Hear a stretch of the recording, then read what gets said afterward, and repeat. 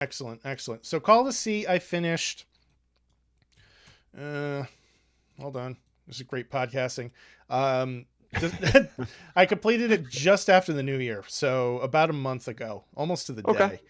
And we've just been kind of sitting on some things, trying to bide our time and line up all these episodes to work out in a specific way. And yeah, man, I'm pretty excited to talk about it, because I think it's a game that's worth checking out. There's some pretty cool stuff going on with Call of the Sea. If you like puzzle games, kind of like along the lines of Myst, The Witness, I would say, is a good example. Mm-hmm. This is the type of game that would be up your alley. And it's a first person adventure puzzle game. It's set in the 1930s, and it is, for all intents and purposes, an exclusive to the Microsoft platform. So we're talking Xbox, Xbox One, Xbox Series S, Xbox Series X, and Windows. And the cool thing with this game is it's pretty short. So if you're just kind of squeeze in something quick that you haven't had, maybe you've been back to back with some longer games and you want to kind of just squeeze in something pretty quick.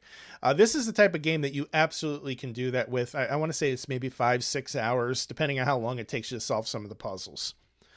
Um, Okay. you're playing as a character named Nora, and she is voiced by a actress by the name of Sissy Jones. She's got quite a resume. Both the leads in this game have an extensive resume. Sissy Jones, probably most famously in video games, has done Firewatch and Walking Dead. And Okay. she's on a search for her missing husband. Her search leads her to an island in the South Pacific, and that island is filled with all sorts of secrets that she must solve in order to kind of bring her towards where her husband is. She doesn't know what happened to him. She just know that he went on an expedition, and she's got to find him. And her husband is named Harry. He's played by a voice actress by the name of Yuri Lowenthal. And I looked up this guy's Wikipedia page before we started recording. My God, it is long. He has done, I mean, you name it, like anime, voiceover work for TV, for film, video games. He's done some acting as well too. He's not a bad looking guy, so I could see him getting some acting parts. Mm-hmm. And I mean, like, we're talking hundreds of stuff. Like, look at his video game lineup, and it's insane how much work this dude's done. What's his name again? Yuri Lowenthal, and I actually have a link for his Wikipedia in our notes. Um, Huh. so I like, wonder if he's chasing Mr. Troy Baker at this point. I mean, he's giving Troy Baker a run for his money, quite frankly. Just looking over it here, um, he's done stuff for The Last of Us. He's done, most notably, I would say, his role as Peter Parker in the Spider-Man games on the PlayStation, Mm-hmm. both the one for the PS4 and Miles Morales. He played Johnny in the FF7 remake. It's crazy. So, in any case, um, Nora is afflicted by some sort of unexplained illness, and they don't go into a ton of details as to what the illness is, but she has spots all over her hand, right? And she's always kept that kind of secret because she wears gloves, so nobody ever gets to really see these spots.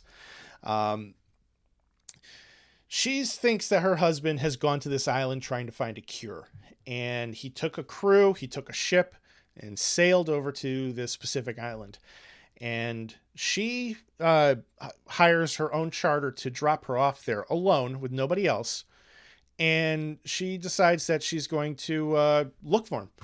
And throughout this, she starts uncovering all these different puzzles that she has to deal with. Perhaps she's got a situation where there's a locked gate, right? And this gate is made out of, you know, trees that are like carved out and strung together by rope. And, looks like maybe the original inhabitants of the island had put it there, right?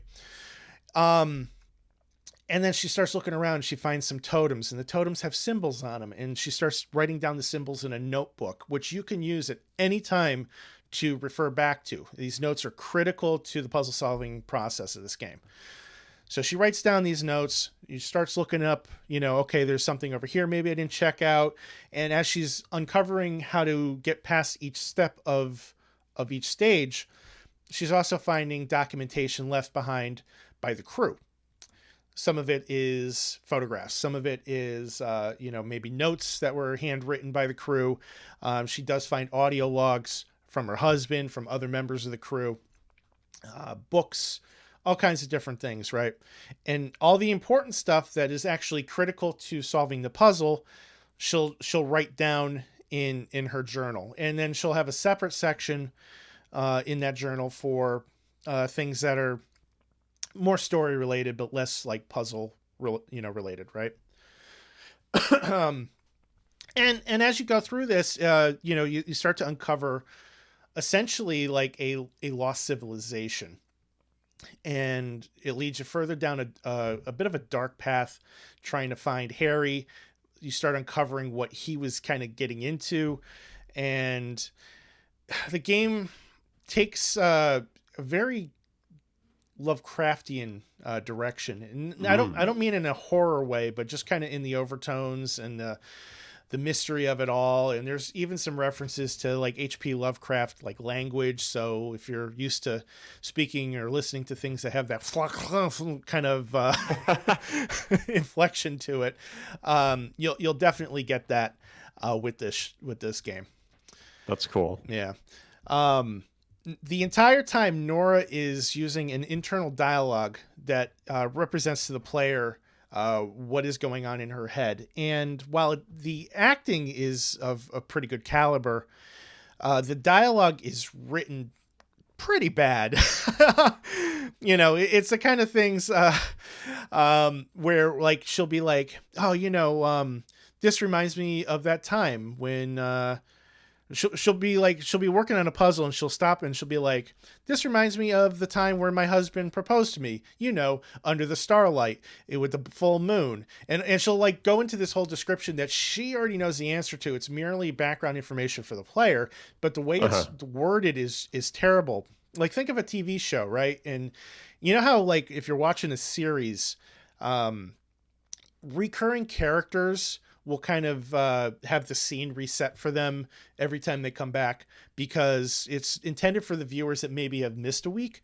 So it'd be like, oh, you remember Bob, my brother, right? That kind of stuff. It's that kind of stuff. Okay. And it's just hammered home over and over and over again. And to answer Epic Outro's question about tentacles, all I will say is maybe. But yes, that dialogue is just, at first, it just seems out of place and kind of silly. And over time, it becomes, I think, a little bit more frustrating and annoying and kind of grating as well, too. So not my favorite. Kind of a bummer. Yeah, not my favorite part of the game, honestly. It was kind of took me out of it, But yeah, so like, the story starts out as a simple mystery. You're just kind of looking for your husband, trying to find him. And then as you get progressively further and further into the game, you start encountering different clues, different bits of story elements that start to piece together what he and his crew were actually doing on this island. And it ends up becoming this huge uncovery of an ancient civilization, as well as this black ooze, which is related to the civilization, but it starts to kind of lean towards perhaps this ooze is responsible for Nora's mysterious illness. And they kind of take you down that path. And I don't want to go too far into the story, because I think there are some elements of surprise that are